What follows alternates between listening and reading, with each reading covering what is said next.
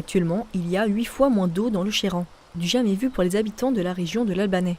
Pour permettre aux sources de retrouver leur niveau normal, il faudrait qu'il pleuve l'équivalent de 2 mois entiers.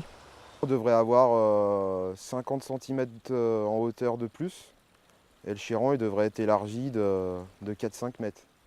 On voit bien où le Chéran devrait passer normalement et que là il passe pas du tout.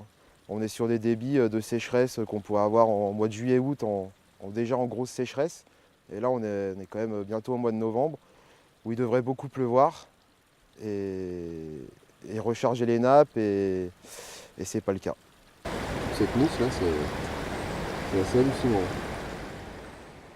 De nombreuses causes expliquent cette situation inquiétante et le manque de pluie en est la principale raison. Sans oublier le prélèvement de l'eau pour la consommation ou encore l'extraction dans les nappes phréatiques pour la production de neige de culture. De graves conséquences pour les secteurs liés aux cours d'eau. Actuellement, donc, vu qu'on est en manque d'eau en entrée de pisciculture, on est obligé de recycler l'eau et on utilise la même eau sur la pisciculture. Le recyclage d'eau, normalement, sur une année normale, on tourne 3 mois. Actuellement, donc, on est déjà à 8 mois de recyclage sur l'année. Le surcoût en électricité est énorme. On est à plus 40% par rapport aux années précédentes.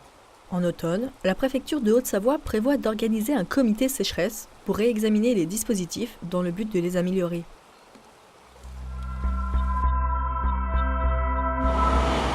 Terminer les attentes aux portes de Lyon en cas d'alerte pollution. Le gaz naturel compressé réduit de 10 à 25% l'émission de CO2 par rapport au diesel. 11 transporteurs ont décidé de relever le défi dans la Loire en achetant 15 camions.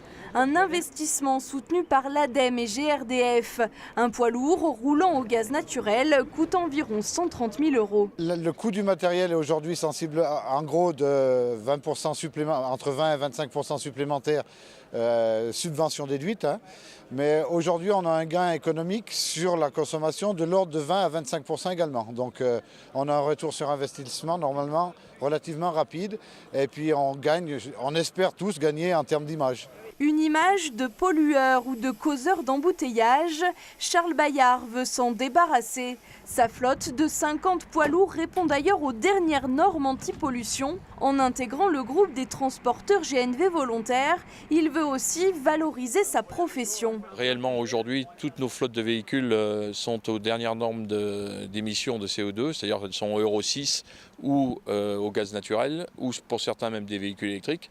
Donc c'est simplement une fausse image. Aujourd'hui, ce n'est pas les transporteurs de transport public qui polluent le plus, c'est surtout après tout ce qui est compte privé. Pour que ce projet à 1 million € soit rentable, il faudra plus de camions roulant au gaz naturel dans la Loire. Ces 15 premiers poids lourds consomment au total 225 tonnes par an. C'est ce qui a convaincu Endesa de construire la première station de la région à Saint-Étienne. Ce qu'on a pu voir, c'est que la métropole était vraiment engagée dans la mesure où ils ont proposé un terrain. Il y a un vrai projet de développement du gaz naturel véhicule et du biogaz, puisque la station de Furania, qui va être en service en 2019, va vendre du biogaz qu'on espère acheter pour livrer sur cette station-là.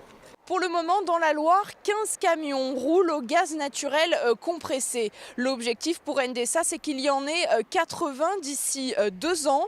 Au printemps 2018, une nouvelle station de ce type devrait ouvrir à Andrézieux-Boutéon.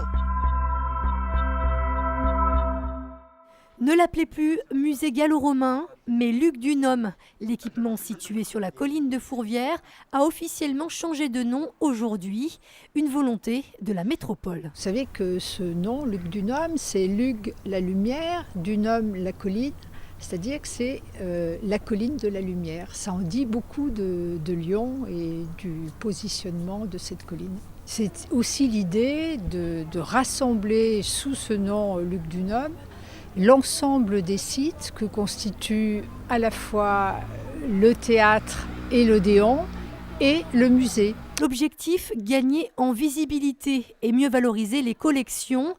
Exemple avec cette nouvelle exposition consacrée à l'eau dans la cité romaine et présentée dès demain.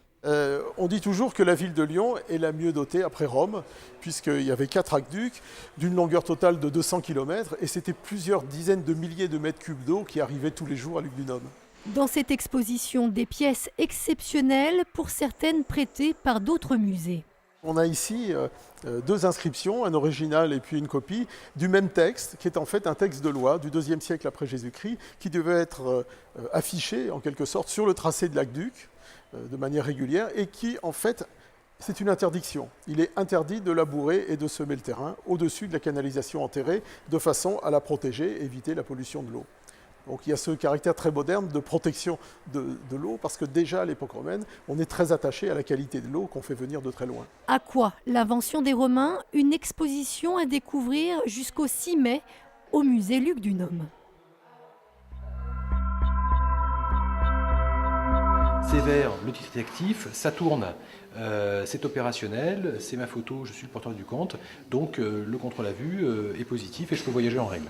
C'est un premier pas vers la digitalisation des tickets de transport en commun, une manière de réserver son titre de transport avant que le bus n'arrive. Fini les petites monnaies posées à côté du conducteur, mais surtout fini la queue dans la pluie à l'avant des autocars. La solution, c'est Monkey Factory qui l'a trouvée avec sa nouvelle application MyBus, une application 100% Ponote. Cette start-up du Puy-en-Velay attire de plus en plus l'attention depuis, entre autres, qu'elle a été sélectionnée pour le CES de Las Vegas en 2018, le salon de l'électronique, la Mecque des nouvelles technologies. L'application MyBus qui les a fait connaître est une petite révolution, une application pour smartphone, très simple d'utilisation pour les usagers pour consulter les horaires de bus, acheter et présenter son titre de transport.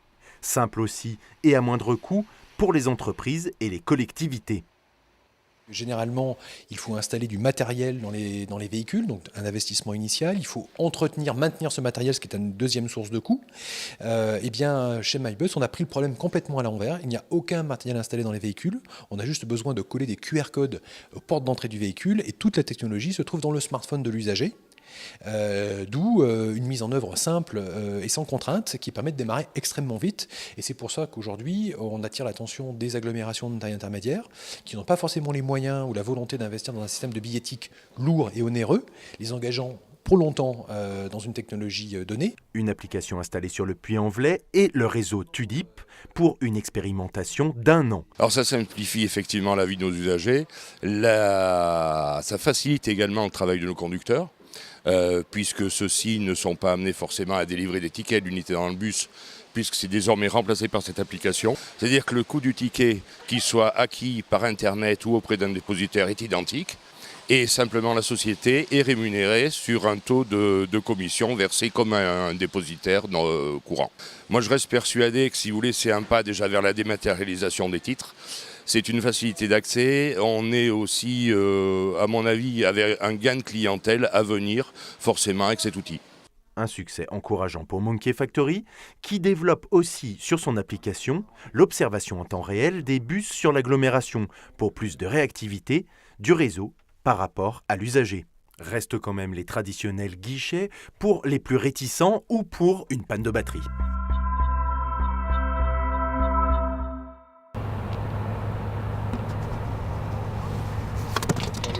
Gros plan sur un sport insolite et encore confidentiel, le foot-golf. Il se pratique sur un parcours 9 ou 18 trous avec les règles du golf, mais en troquant les clubs contre un ballon rond. Et sur le green, il y a bien sûr le dress code à respecter. T-shirt interdit, c'est un polo avec un col. Ensuite pour le bas, c'est short long bermuda, des chaussettes hautes. Et ensuite pour les chaussures, c'est crampons interdits. Donc on privilégie des chaussures stabilisées ou des chaussures pour jouer sur un terrain synthétique. C'est vraiment un mélange des deux. Il faut quand même une technique, je dirais plus ou moins vulgairement de footeux. Il faut quand même une bonne technique de frappe, etc. Mais il y a aussi la concentration et la technique du golf. C'est vrai que sur un trou, on peut rater quelque chose et il faut se reconcentrer tout de suite. Sur 18 trous, c'est très très long. Donc je pense que la concentration et puis la technique, etc. Je pense que le jumelage des deux sports, ça donne une bonne discipline. Et au foot-golf, on joue aussi parfois du râteau. Pour laisser les bunkers propres, et surtout pour les suivants, pour pas que ça les gêne, etc. Donc c'est une pratique obligatoire, le ratissage. Cette discipline est arrivée en France en 2014, depuis les Bleus ont fait leur chemin. À partir de cette année, la France a clairement montré qu'elle faisait partie des grandes nations du foot-golf. Il y a l'Argentine qui compte le champion du monde est argentin, Cristiano Terro. Les États-Unis, Et après, je dirais l'Angleterre aussi, qui vient de gagner l'Euro de foot-golf qui a eu lieu début septembre, face à la France justement, sur le dernier trou. Dans le Rhône, seul le golf du Verger à Saint-Symphorien-d'Ozon propose un parcours de foot-golf.